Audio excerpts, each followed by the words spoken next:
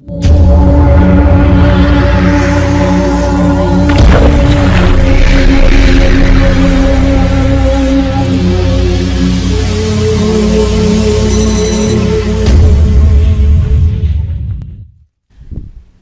we're at the office in the British Virgin Islands, and well, because we're in the Caribbean, people automatically assume we sit in the pool and sip fruity drinks all day. I don't know where they get that impression. But the truth is, most of my day is actually spent on paperwork. So contracts in particular, we have lots of different contracts, but I want to talk about one contract today, and that's called the CYBA contract, CYBA contract. We'll use this contract on generally all-inclusive boats under 100 foot. CYBA or CYBA, as you might hear it called, they are the Charter Yacht Brokers Association. They produced this contract to regulate the industry between the yachts and the brokers. There are lots of yachts that will only accept this contract, so you may come across it, you may see it. As a client, I wanted to show you some parts of this contract that you should make sure your charter broker has filled out correctly. And as a broker, I want to show you some parts of the contract that you should fill out correctly. Okay, LSB baby, let's sell some boats, woo! I bet you thought I was gonna do this whole video in my bikini. Wrong! Okay, so let's get to it.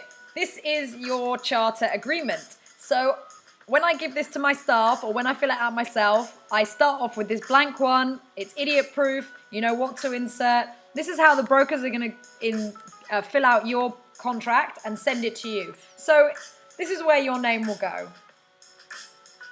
So I'm going to say Mr. Blogs. And he's going to go on a yacht that I like called Foxy Lady. And Mr. Blogs is going to go here again.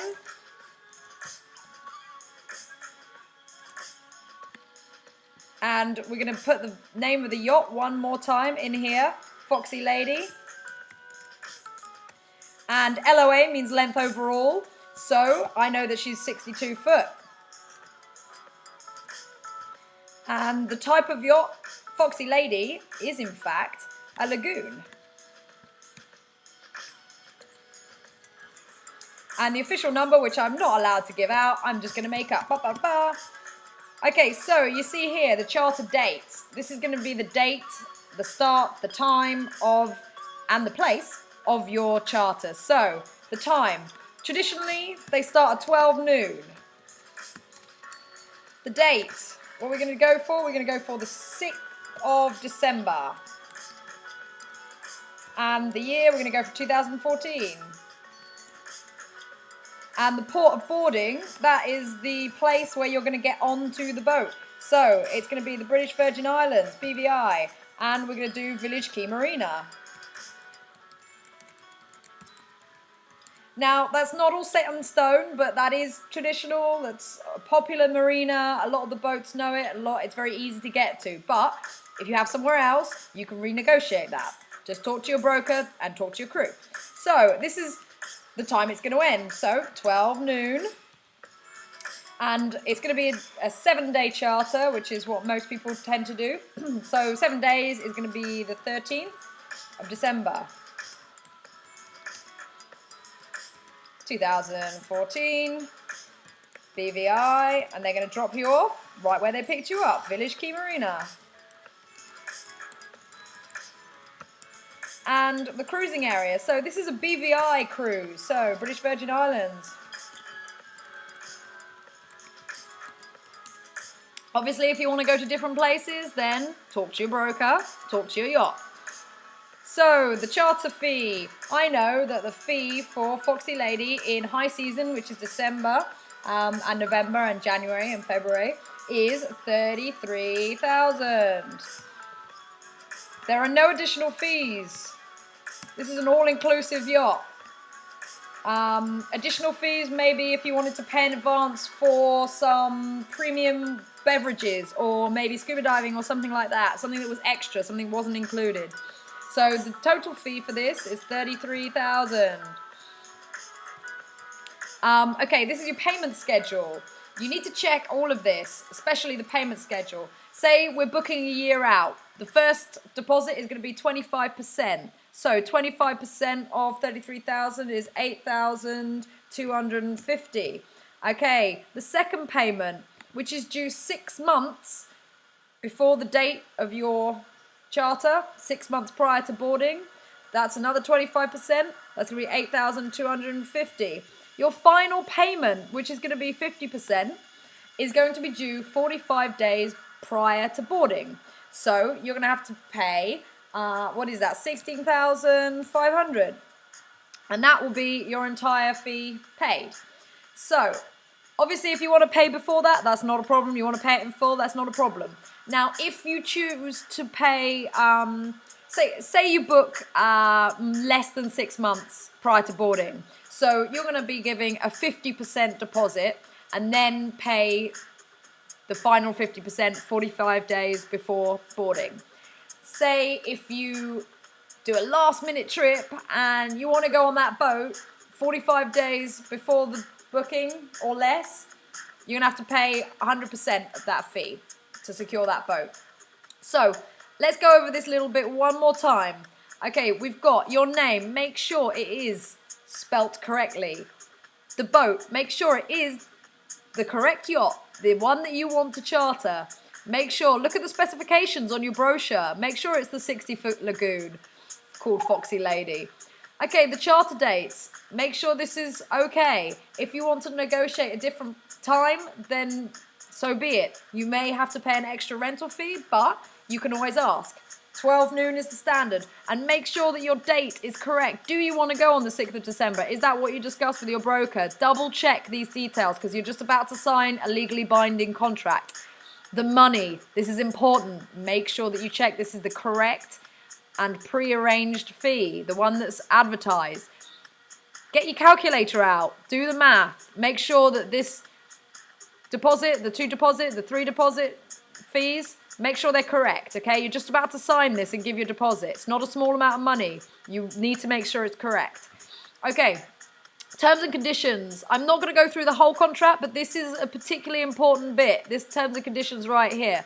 This is telling you what's included. This is a pretty much all-inclusive contract. So it's telling you you've got the services of your captain and crew.